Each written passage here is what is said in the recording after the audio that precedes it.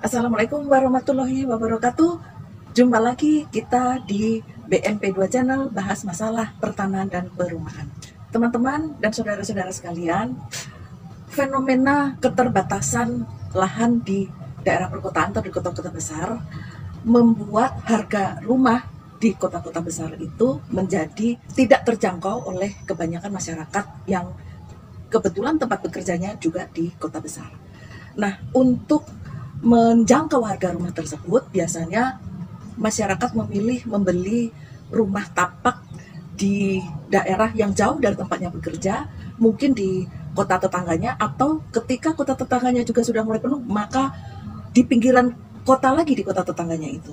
Dalam hal demikian, tentunya menjadi masalah tersendiri ketika teman-teman kita yang bekerja di kota-kota besar tersebut akan berangkat dan pulang kerja yang harus menembus, berjuang melawan kemacetan lalu lintas yang tentunya membuat fisik dan mental menjadi cepat lelah. Nah, untuk mengatasi hal tersebut, salah satu solusinya bisa kita melirik ya, atau bisa kita melihat kepada adanya apartemen. Apartemen itu di dalam peraturan perundang-undangannya disebut rumah susun. Di kota-kota besar saat ini sudah mulai banyak dibangun apartemen-apartemen, baik dari yang apartemen murah, apartemen sedang, maupun yang apartemen mewah. Seperti halnya di rumah tapak sudah ada rumah sederhana, rumah menengah, dan rumah mewah. Namun demikian, sebelum kita memutuskan untuk membeli apartemen, di balik kenyamanannya yang kemungkinan kita merasa lebih nyaman karena apartemen itu letaknya di tengah kota sehingga tidak jauh dari tempat kita bekerja, juga dekat dengan fasilitas-fasilitas sosial lainnya seperti pendidikan maupun fasilitas perbelanjaan dan sebagainya.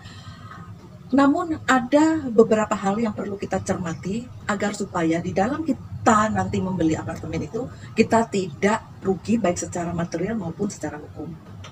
Apa saja yang harus kita perhatikan? Nah, mari kita simak beberapa hal berikut ini.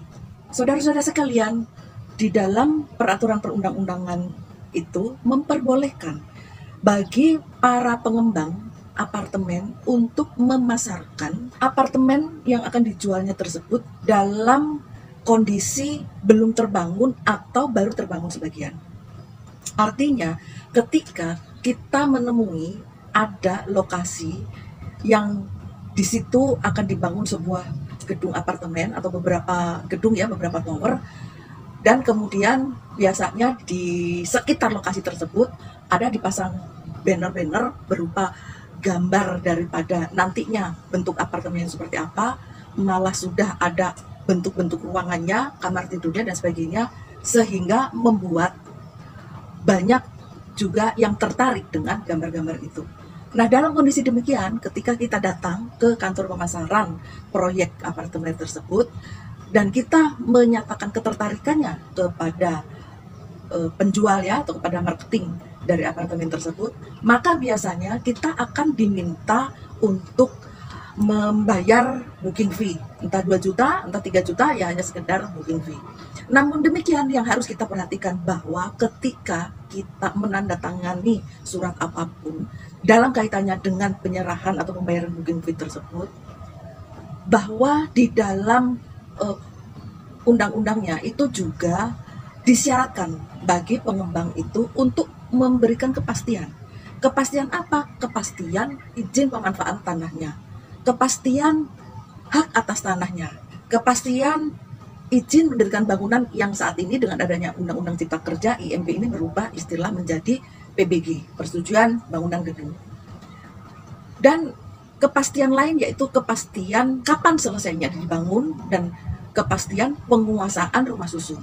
Nah, yang dimaksud kepastian ini belum tentu itu semua sudah ada, tetapi setidaknya ada dokumen-dokumen yang bisa diperlihatkan oleh si pengembang yang bersangkutan, sehingga si calon pembeli ini menjadi tahu bahwa terhadap proyek ini sudah ada izin pemanfaatannya, sudah mulai di proses pengurusan IMB-nya.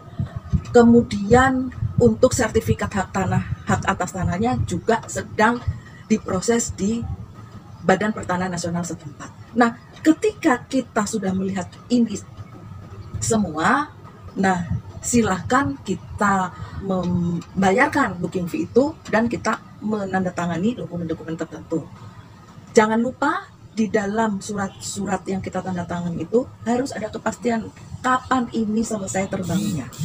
Nah, selesai kita membayar booking fee, tahap berikutnya biasanya setelah ada pembangunan apartemen itu paling sedikit 20% dari keseluruhan gedung yang akan terbangun itu, maka proses jual beli sudah mulai bisa dilaksanakan. Proses jual beli itu diawali dengan menandatangani namanya PPJB, Perjanjian Pengikatan Jual Beli, yang itu harus dibuat di hadapan notaris. Seandainya pihak pengembang menyodorkan PPJB itu yang bentuk aktenya di bawah tangan tidak dibuat di hadapan notaris, maka sebaiknya dihindari untuk berpikir ulanglah untuk membeli apartemen yang PPJB-nya dibuat di bawah tangan. Nah, selesai dengan perjanjian PPJB, kemudian biasanya sebelum apartemen itu selesai pemecahan sertifikatnya atas unit apartemen yang kita beli tadi, itu pengembang sudah melakukan serah terima kunci unit kepada kita. Nah, yang dimaksud pembangunan apartemen itu selesai atau pembangunan rumah susun itu selesai bukan sekedar selesai bangunan fisiknya saja, tetapi harus sudah selesai pemecahan sertifikatnya ke atas setiap unit masing-masing. Berarti dalam hal ini sertifikat layak fungsinya pun sudah terbit. Karena sertifikat layak fungsi itu harus terbit lebih dahulu sebelum bangunan ini unitnya diserah terimakan kepada pembeli dan juga dilakukan proses pemecahan sertifikatnya. Nah, hal-hal itulah yang kita harus memperhatikan dengan cermat, detail-detail klausul-klausulnya di dalam perjanjian pengikatan jual beli. Nah, itu pun kita harus memuat keinginan kita untuk menuangkan di dalam akte PPJB itu apabila kemudian target penyerahan rumah susun itu meleset atau molor. Bagaimana tanggung jawab si pengembang? Apakah uang kita bisa kembalikan? Apakah seperti apa? Nah, itu harus tertuang jelas di dalam perjanjian yang kita buat. Nah, setelah kemudian nantinya sertifikat atas masing-masing unit ini sudah terbit, baru kemudian dilakukan penandatangan akte jual beli. Setelah penandatangan akte jual beli, baru dilakukan balik nama sertifikat dari atas nama pengembang ke atas nama masing-masing pembeli. Nah, itu dari segi proses jual belinya. Hal-hal apa yang perlu kita perhatikan agar kemudian nanti kita tidak dirugikan secara material, uang kita bisa aman, dan kita bisa memperoleh unit apartemen yang sudah kita memang rencanakan untuk membelinya. Kemudian hal apa juga yang perlu diperhatikan adalah status kepemilikan. Bahwa status kepemilikan apartemen ini memang berbeda dengan status kepemilikan rumah tapak. Sertifikat apartemen atau rumah susun itu judulnya adalah sertifikat hak milik atas satuan rumah susun atau biasa disingkat dengan SHM SRS.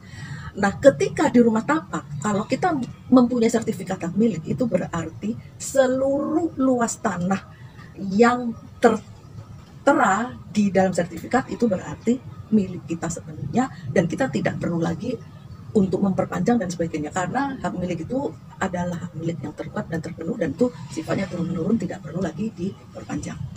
Nah, sertifikat hak milik atas satuan rumah susun ini adalah bagian kepemilikan kita atas unit yang kita beli itu dari bagian seluruh tanah yang merupakan kepemilikan tanah bersama.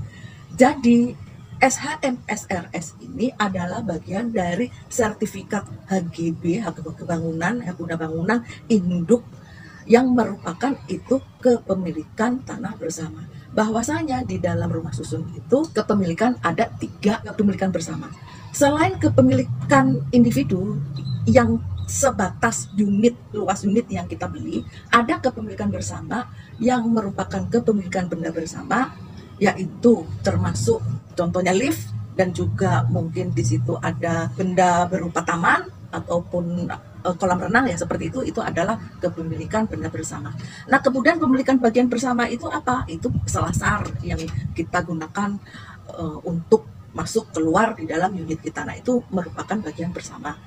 Dan juga ada ruang-ruang yang bisa digunakan untuk kita berkumpul bersama dengan penghuni lainnya. Itu adalah merupakan bagian kepemilikan bersama. Dan terakhir adalah kepemilikan tanah bersama, yaitu tanah induk, tanah HGB induk yang di atasnya berdiri seluruh gedung atau tower apartemen beserta dengan sarana dan prasarananya.